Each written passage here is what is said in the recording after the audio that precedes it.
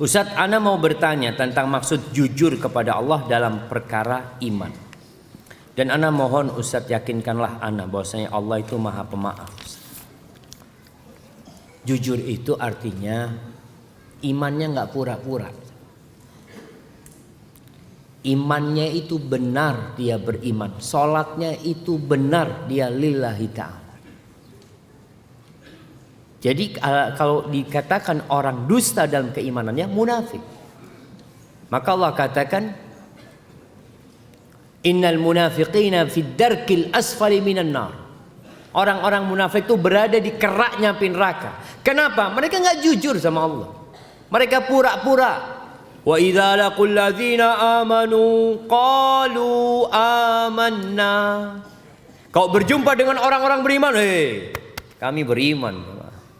Mukmin kami. Wa idza khalau ila syayatinihim qalu inna ma'akum. Kalau kumpul sama setan-setannya mereka, sama orang-orang kafir, kumpul nih orang munafik, kita bersama kalian. Kita ini cuma memperolok-olok umat Islam sebenarnya. Itu yang tidak jujur.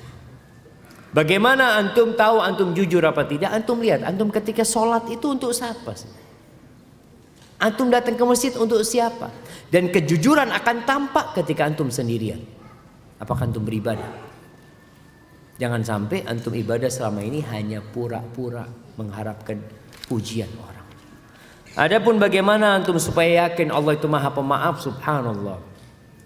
Allah Azza wa Jalla mengatakan dalam sebuah hadis qudsi atau dalam firman Allah dalam Al-Qur'anul Karim, innallaha yaghfiru dzunuba jami'a. Sesungguhnya Allah mengampuni semua dosa. Antum tahu Umar bin Khattab radhiyallahu anhu bagaimana dia memusuhi Islam. Ketika dia masuk Islam, taubat, selesai. Jadi orang nomor 2 setelah Abu Bakar Siddiq radhiyallahu taala. Maka yakinlah Allah mengampuni segala dosa. Tapi jangan pura-pura taubat. Allah tahu kalau engkau pura-pura taubat.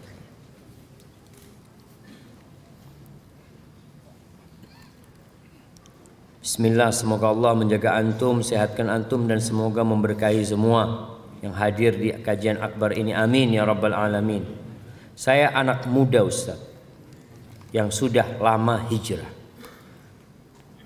Awal bulan pertama hijrah hati ini sangat tenang.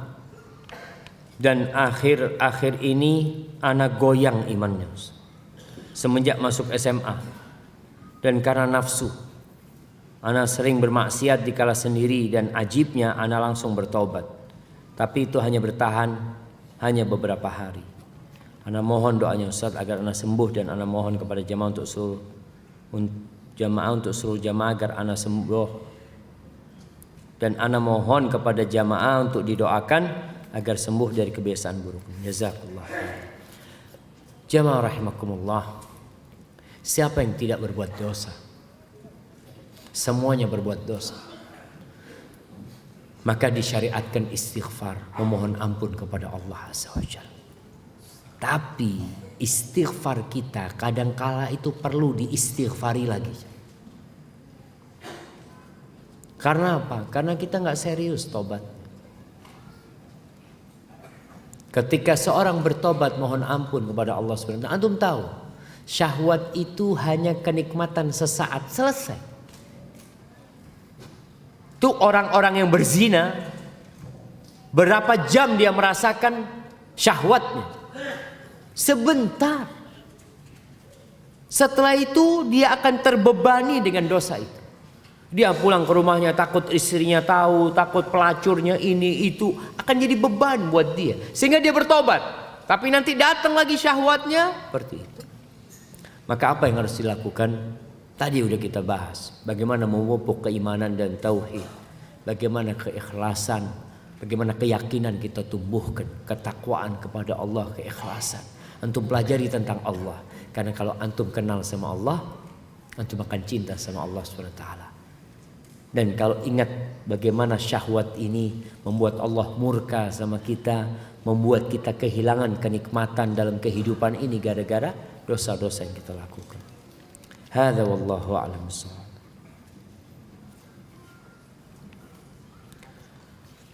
Afwan Ustaz, mohon tanya terkait hadis tentang 7 orang yang masuk golongan mendapatkan naungan Allah Subhanahu wa taala, 2 orang yang saling mencintai karena Allah. Apakah untuk persahabatan atau untuk hubungan suami istri juga? Nah, kalau dibangun di atas cinta sama Allah,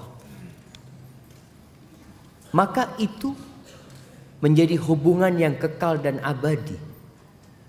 Ketika semua hubungan akan terputus dan akan menjadi permusuhan, tapi hubungan karena Allah akan terus terjaga.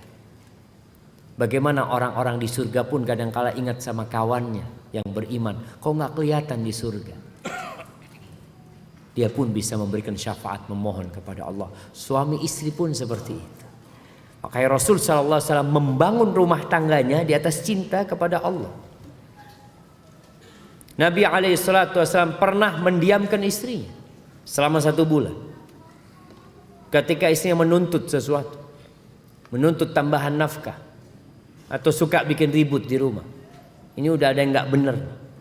Maka kemudian Nabi memboikot istri-istrinya selama 1 bulan. Nih para suami dan para istri, ketika antum melihat pasangan hidup antum nggak benar, ada 2 pilihan.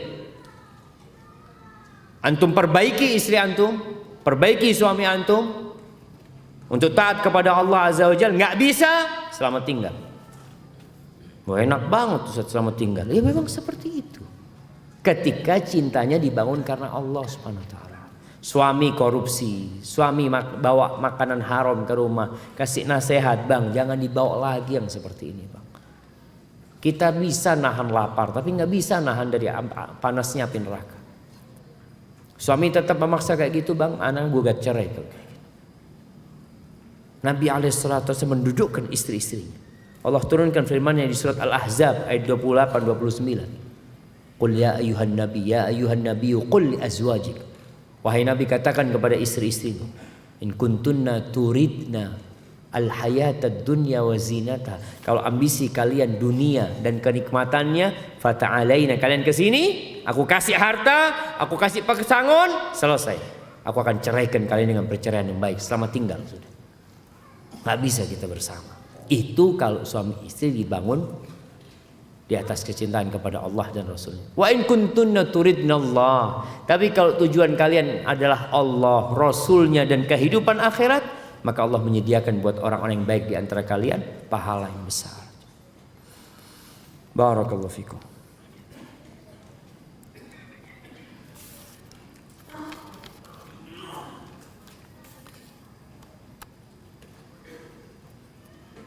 Ustaz, bukankah orang yang pertama kali dihisab salah satunya orang yang banyak hartanya? Bagaimana dengan orang kaya yang masuk surga? Apakah dia akan dahulu masuk surga atau telat? Karena sebagian orang bilang bahwa orang kaya telat masuk surga karena proses hisabnya lama. Jamaah, Allah itu sari'ul hisab. Allah itu hisabnya cepat sekali. Namun memang orang kaya hartanya lebih banyak. Antum kalau ke minimarket beli barang 10 item dengan bawa barang 1 item, sama-sama nih alat, kan kadang-kadang ada 2 kasir kan jemaah, ada 2 kasir sama bareng nih, lebih cepat mana jemaah? Yang 1 item, bunyi akan jalan dia. Antum enak banget dia cepet gitu. Ini cuma 1 itemnya, antum beli 10. Makanya dikatakan penghuni surga itu ketika selesai hisab, dia siang hari sudah ada di surga. Jadi hitungannya kalau hitungan dari pagi sampai siang, waktu orang kailulah dia sudah di surga. Cepat hisab Allah Azza wa Jalla. Tapi bagaimanapun orang kaya lebih banyak hartanya, maka hisabnya lebih panjang. Karena Allah akan tanyakan 2 hal. Dari mana engkau dapat dan kemana engkau nafkahkan. Ditanya. Dan antum bisa lihat sekarang yang namanya BPK. Bagaimana mereka ketika mengadakan audit, diaudit, ditanya satu persatu. Kita akan ditanya.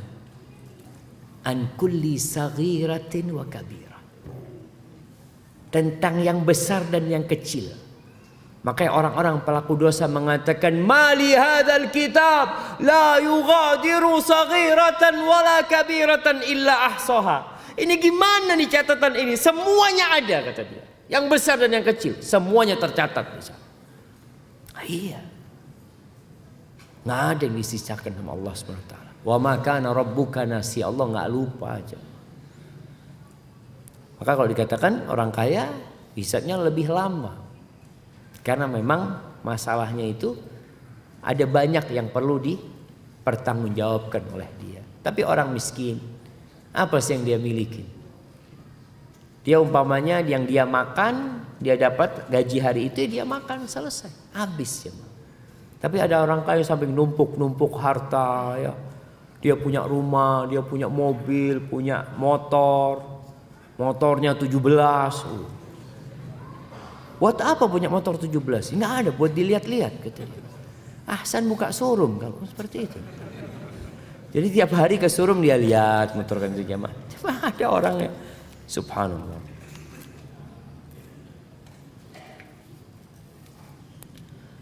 Apakah kalau seorang anak berzikir seperti bertakbir, bertahmid, bertasbih, bertahlil, orang tua kita yang sudah meninggal mendapatkan bagian pahala dari bacaan zikir anaknya itu? Syukran Ustaz. Jamaah rahmakumullah. Anak itu hasil karya orang tua.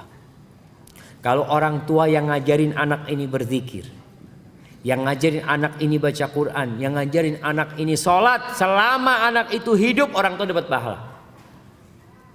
Kalau orang tua ngajarin sama anak. Tapi gimana orang tua yang tidak ngajarin anak? Ada orang tua yang bangga mengatakan, alhamdulillah Ustaz, anak-anak ini pakai jilbab, anak nggak pernah nyuruh Ustaz. Tahu-tahu pakai jilbab sendiri dia. Oh, dia bangga dengan kesalahan dia jamaah. Anaknya pakai jilbab nggak perlu disuruh loh. Tugasmu sebagai bapak apa? Ngajarin anaknya. Ini alhamdulillah Ustaz, sholat. Padahal anak nggak pernah nyuruh sholat Ustaz. Apanya? Astagfirullah jamaah.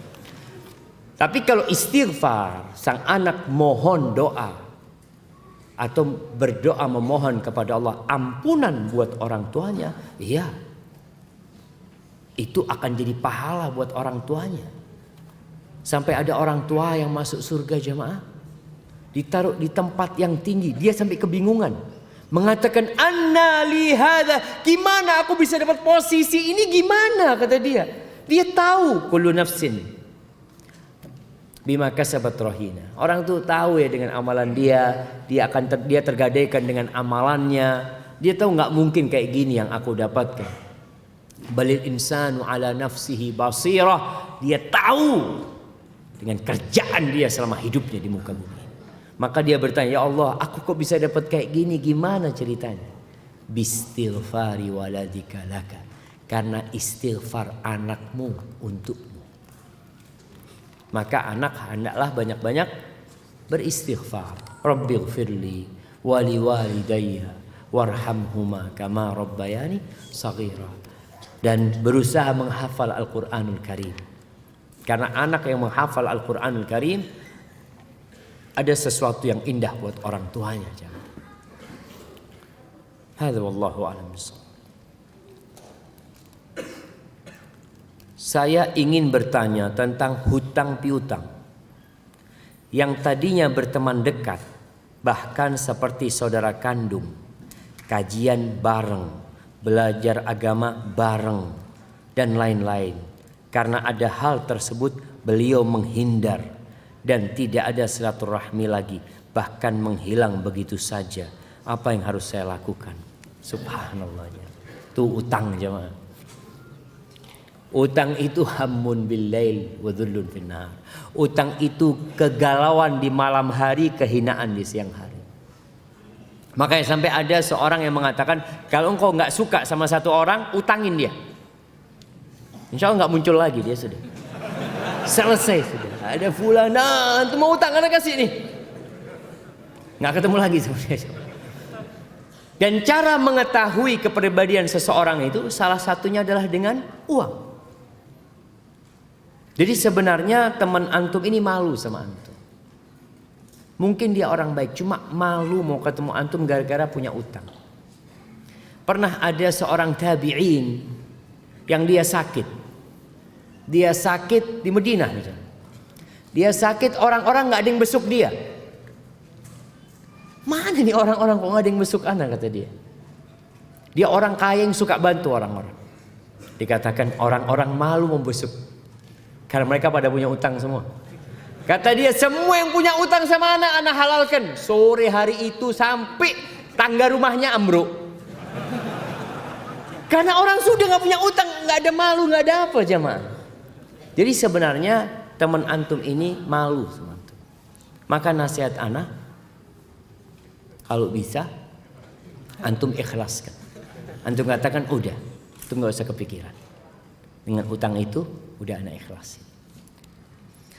Ada cerita salah satu temen ya. Dia cerita, ada seorang ustadz datang ke anak mau pinjam uang ustadz. Anak takut kalau anak pinjemin uang dia, nanti hubungan anak jadi buruk sama dia. Akhirnya anak kasih. Soalnya kalau dipinjemin nanti jarang ketemu sama ustadz ini. Iya, artinya ustadz itu malu, bukan nggak mau bayar, tapi malu belum bisa bayar. Tapi kalau dikasih selesai, nggak ada tanggungan apa-apa. Masya Allah, anak sama orang itu masya Allah, dia menjaga bagaimana hubungan dia supaya baik sama itu ustadz. Dia mengatakan anak nggak mau pinjemin, anak kasih.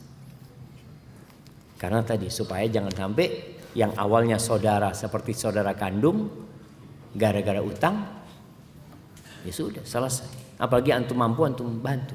Dan pertemanan yang sebenarnya jamaah, antum kalau baca sejarah bagaimana persahabatan yang lillahi ta'ala di kalangan salafus saleh. Ada seorang nih berangkat ke rumah sahabatnya. Dia ketuk, sahabatnya nggak ada. Mana? Fulan, kata dia. Nggak ada, kalau lagi keluar, kata dia. Tolong ambilkan tempat duitnya Fulan, kata dia. Ini pembantunya jemaah. Pembantunya disuruh sama tamunya itu untuk ngambil tempat duitnya Fulan. Sama pembantunya diambil. Nih, dia ngambil uang. Saya itu kasih tahu nanti, majikanmu aku ngambil uang sekian. Akhirnya udah, majikannya datang. Pembantunya ngomong, tadi Fulan temanmu datang dan dia minta aku ambilkan tempat duit. Karena dia ada perlu sesuatu. Dan kau ambilkan. Iya, kata dia. Dan dia ambil uangnya. Iya, kamu bebas untuk wajah Allah SWT. Dia seneng, ini teman nganggap saudara beneran. Dan ini pembantu, itu budak perempuan ketika itu, benar-benar melihat persahabatan majikannya dengan orang itu. Sampai dia bawakan tempat uangnya. Kalau sekarang antum dikasih ATM temen, jazakallah khair. Allahu Akbar. Itu lillahi ta'ala pertemanan mereka aja.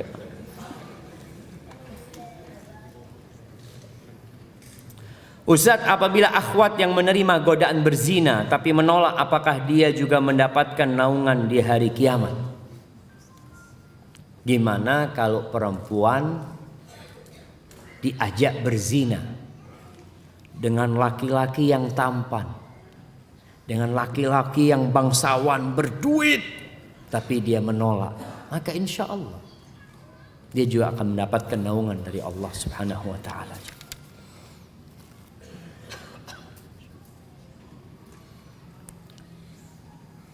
Bagaimana hukum mengganti sholat wajib yang sudah terlewat dengan sengaja?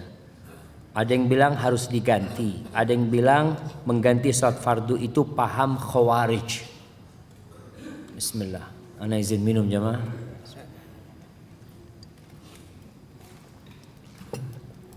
Alhamdulillah. Sholat wajib yang ditinggalkan dengan sengaja, apa yang harus dilakukan orang?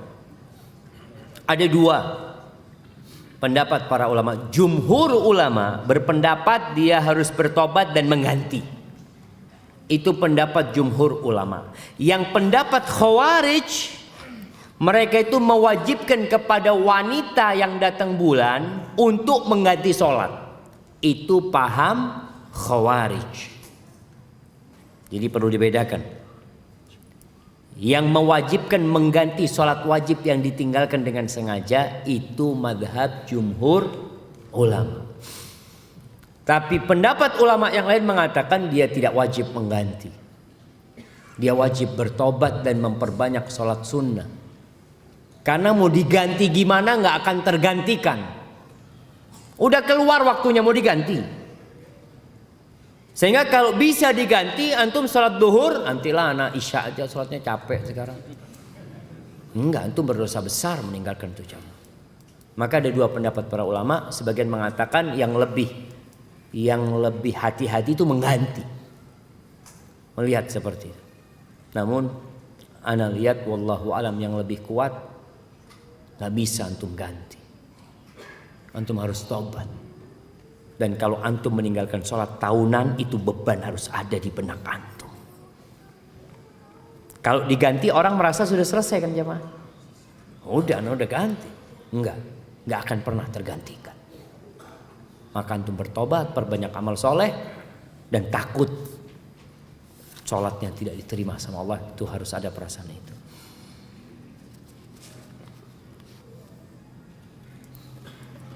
Saya selalu takut dengan adab Allah, tapi terkadang saya suka masih menunda sholat. Ya nggak takut tentu sama adab Allah.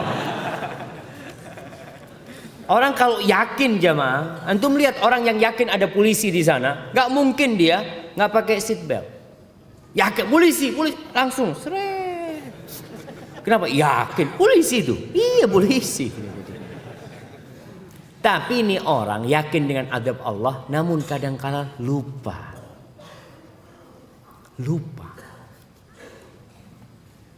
Kenapa Nabi Adam terusir dari surga? Kenapa coba? Apakah nggak yakin Nabi Adam dengan larangan Allah dan azabnya? Yakin. Allah mengatakan walaqad ahidna ila adama min qabl fanasiya wa lam najid lahu azma. Kami telah membuat satu perjanjian dengan Adam alaihissalam sebelum ini, kemudian Nabi Adam lupa Nabi Adam. Dan kami mendapatin dia tidak punya keinginan yang kuat, ya karena lupa tadi. Maka kita harus menumbuhkan keyakinan dengan pahala, dengan fadilah dan dengan hari akhir. Itu yang membuat antum jadi semangat beramal. Maka berusaha untuk tidak telat sholat.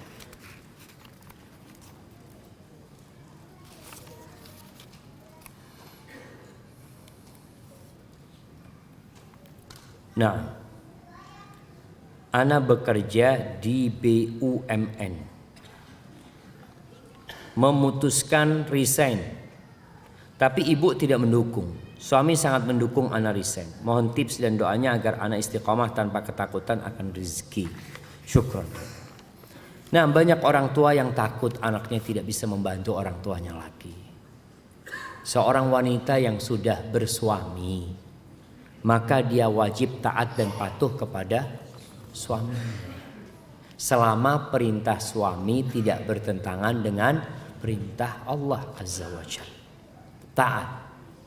Suami mengatakan, udah istriku, kamu berhenti kerja, kamu ngurusin anak-anak, aku yang tanggung jawab. Kadangkala orang tua marah-marah, enak banget kamu suruh berhenti, saya yang biayai kuliah dia, saya yang nyekolahkan dia sampai jual sawah, sekarang suruh berhenti. Kadangkala orang tua seperti itu. Ya, kita mohon maaf sama mertua kita, mohon maaf. Waktu itu bapak mertua udah serahkan dia sama anak. Kan udah diserahin. Tanggung jawabnya kan udah tanggung jawab anak. Surga dan neraka dia sudah suaminya. Maka orang tua gak boleh intervensi ke rumah tangga anak. Dia sudah dapat pahala. Artinya orang tua yang mendidik anaknya berharap pahala dari Allah. Anak perempuan khususnya 2, 3, itu Allah akan selamatkan tuh orang tua dari api neraka. Maka jangan berharap balas budi anaknya di dunia, jangan. Tapi kalau anak laki-laki mau nggak mau dia tetap harus bertanggung jawab atas orang tuanya. Namun bukan berarti anak perempuan tidak berbakti sama orang tuanya, tetap berbakti sama orang tuanya semampu dia dengan keterbatasan dia sebagai seorang istri. Nah, ini pertanyaan terakhir jamaah. Asar jam berapa jemaah?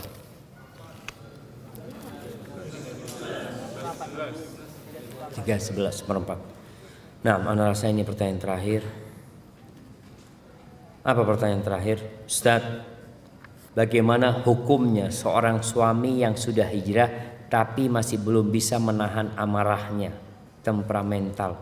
Ini pertanyaan ibu-ibu semua ternyata jemaah. Suami dari tadi yang dibicarakan.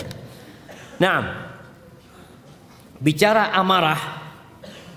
Amarah ini termasuk karakter buruk, akar permasalahan. Banyak problematika sumbernya dari amarah. Makanya Rasul sallallahu alaihi wasallam ketika ada sahabat datang meminta nasihat, ya Rasulullah ausini, wahai Rasulullah berikan wasiat kepadaku. Apa kata Nabi SAW? La taghdab, jangan marah. Dia berpikir masa cuma jangan marah. Dia minta, ya Rasulullah ausini, kasih wasiat lagi buat aku. Nabi mengatakan la taghdab, jangan marah. La taghdab walakal jannah. Kau jangan marah, kamu masuk surga. Selesai sudah. Penghuni surga itu nggak suka marah. Tapi gimana sekarang nih suami menghadapi suami suka marah? Istri kan bingung. Yang perlu ditanyakan kepada istri, kenapa suami marah? Mau nggak mau nih suami mungkin karakternya pemarah. Berarti harus diperbaikin. Diperlukan proses perbaikan. Mobil rusak kadang-kala 2-3 hari baru keluar bengkel. Nih suami yang rusak, mungkin beberapa karakternya berapa hari di bengkel. Kadang-kala sampai mati nggak bener-bener. Kenapa? Tukang bengkelnya, mekaniknya nggak pinter. Siapa mekaniknya? Teknisinya siapa? Istri. Istri ini tahu, oh nih suami pemarah. Apa yang menyebabkan dia marah? Sandalnya kesingsal. Istri kan tahu, oh masalahnya sandal. Gimana sang istri beli sandal 2 lusin? Suami marah-marah, mana sandal ini? Pakai yang baru bang. Oh iya, syukron. Nggak jadi dia marah. Besok sandalnya hilang. Kadang-kadang kan anak-anak main di rumah, nendang sandal bapaknya buat sepak bola apa. Nih suami mau ke masjid sandalnya hilang lagi, ya Allah kata dia. Istri bang yang baru lagi bang, insya Allah. Dibenerin nih suaminya. Lama kelamaan dia itu nggak pernah marah gitu loh, karena kebiasaan jangan. Ketika terbiasa tidak marah, udah nggak bisa marah dia. Dia mau marah, maksa marah, anak udah nggak bisa marah ya kata dia. Karena kebiasaan itu sudah hilang. Kemudian istri tahu dengan kebiasaan suaminya juga. Anak harapan anak kepada para istri, tolong dilayani suaminya. Kalau udah hijrah tuh ngerti hak-hak suami, jangan minta haknya sendiri. Penuhin hak suami. Suami datang, usahakan ada di depan pintu. Kadangkala istri ini suami datang dia di kamar ya. Oh udah datang bang, kata dia. Ya ini bini di mana? Nih kata dia. Oh ternyata sedang tiduran sama main handphone. Afwan bang, afwan. Anak capek bang. Ayo. Emangnya suaminya nggak capek? Maka istri harus tahu. Harapan anak ketika ada kerjasama. Mekanik sama mobil rusak nih, sama ini pinter, insya Allah mobil itu benar. Sambil didoain suaminya. Setiap mau tidur pijetin suaminya sambil bacain doa, diruqyah suaminya. Nah, nggak apa-apa jemaah. Istri nih jangan cuma marah-marah istrinya. Kadang-kadang istri ngatakan suami enggak. Oke suami salah, rusak nih suaminya, perbaiki. Itu tanggung jawab seorang istri. Barakallahu fikum.